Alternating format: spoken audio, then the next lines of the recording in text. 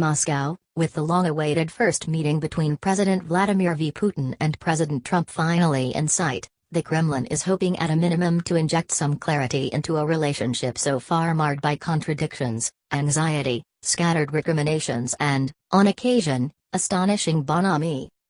As for the policy of the U.S. administration, we have to understand first what it will involve, Sergei Ryabkov, the deputy foreign minister, said last week in Moscow at a conference of foreign policy experts from both countries. This is what we are actually trying to do, in an utmost active manner, right now. Whatever the outcome of the encounter on Friday, which will be on the sidelines of the Group of 20 summit meeting of world leaders in Hamburg, Germany, but is expected to overshadow it, the Kremlin is betting that Mr. Putin can stage manage the event so that he comes out looking like the stronger party. If nothing much emerges from the meeting, analysts said, the Kremlin can repeat the standard Russian line that Mr. Trump is weak, hamstrung by domestic politics. Continue reading the main story. Related coverage.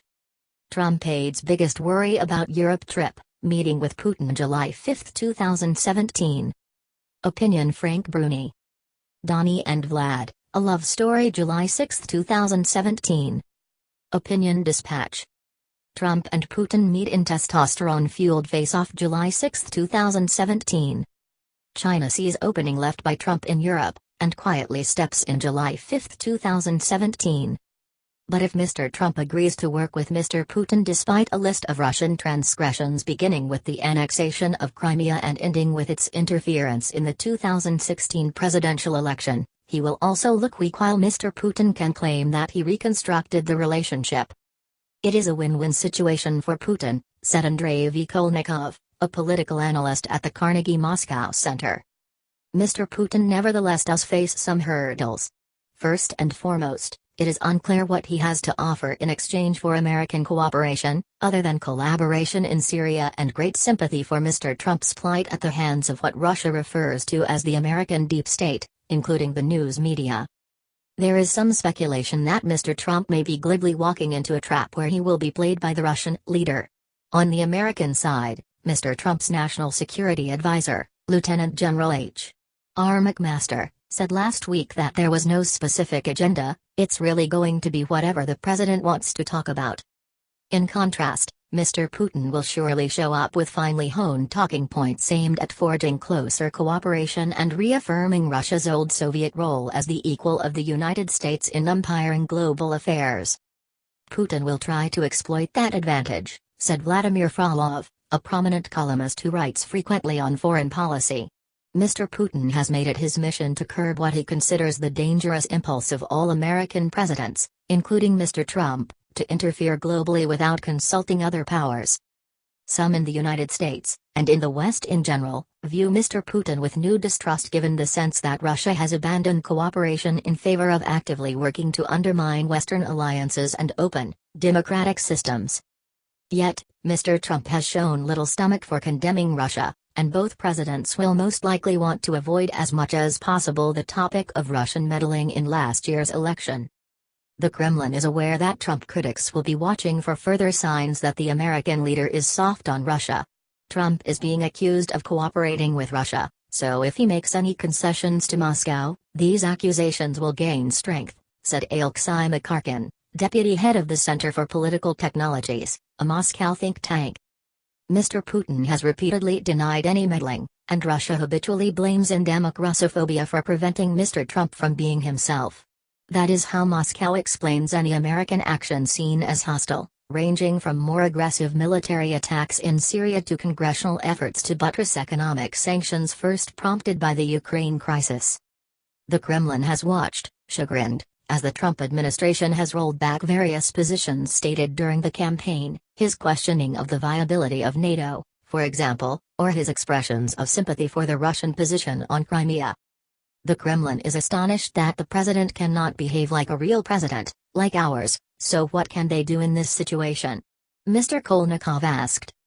Commentary in the official Russian news media suggested that Moscow was baffled by the lack of a confirmed agenda, while various senior officials and the Kremlin press service have listed possible talking points that cover virtually every major international issue. Syria, where there has already been a measure of uneasy military coordination, is of particular importance, according to the Kremlin list. Asked last month about possible outcomes from meeting Mr. Trump, Mr. Putin said, "On the Syrian problem and the Middle East in general, it is clear to all that no progress will be made without joint constructive work." Cooperation from Washington on Russia's plan to create deconfliction zones inside Syria would go a long way toward reviving Russia's role as a key power in the Middle East. While both leaders have expressed an interest in working together on counterterrorism, the United States still wants to see President Bashar al-Assad step down. Another main item on the Russian agenda will be what it lumps together as strategic stability, including nuclear weapons. Russia wants the United States to remove the new missile defense shield based in Romania and Poland. In return, analysts said, Mr. Putin might respond to accusations about a new Russian missile that the United States says violates the historic 1987 Treaty on Limiting Intermediate-Range Nuclear Weapons. Economic sanctions applied after the Ukraine crisis could come up, since Russia is struggling to revive its economy in the face of low oil prices and an uneven investment climate. In terms of Ukraine itself, Dmitry Peskov, Mr. Putin's spokesman, said on Wednesday that the meeting would be too short to discuss Ukraine with the needed detail. On Tuesday, Russia and China announced a joint effort to address the North Korea crisis, with the first step an agreement by the United States and South Korea to freeze military maneuvers in exchange for Pyongyang's freezing its nuclear missile program. Mr. Putin is deemed likely to seek Mr. Trump's endorsement of the deal. But that poses problems for the American military, potentially limiting its freedom of movement in the Pacific and possibly eroding the American-South Korean deterrent. Russia has also been publicly grinding its teeth over the loss of its 2 American diplomatic dodges, a penalty imposed by the Obama administration for Russia's election meddling. In the absence of any clearly achievable goal, Moscow has been playing down expectations, with the state news media saying just an agreement to meet again would be good enough. Yuri Ushakov, the presidential foreign policy advisor, told reporters on Tuesday that first contact is very important. Aside from 4 telephone calls between the 2 presidents since Mr. Trump's election victory, there have been minimal talks between the 2 governments. Mr. Trump infamously met with Sergei Lavrov, the Russian foreign minister, in the Oval Office. After Secretary of State Rex W. Tillerson visited the Kremlin in April, the 2 sides set up a working group to try to iron out some differences. In June, after just 1 meeting, Russia suspended the work because of new economic sanctions. Ultimately, a lot will ride on the chemistry between the 2 men, and much like any elements mingling in the same test tube for the first time, the reaction is unpredictable. In the best case for the Kremlin, the 2 will get along swimmingly. Mr. Trump will be as admiring of Mr. Putin in the flesh as he was on the campaign trail, and he will emerge to treat Russia as his new best friend. There is also the outside chance of a train wreck, with one of the prickly men somehow insulting the other and pushing already bad relations off the rails, hardening differences and prompting Twitter salvos. Mr. Putin doesn't tweet but his bots do.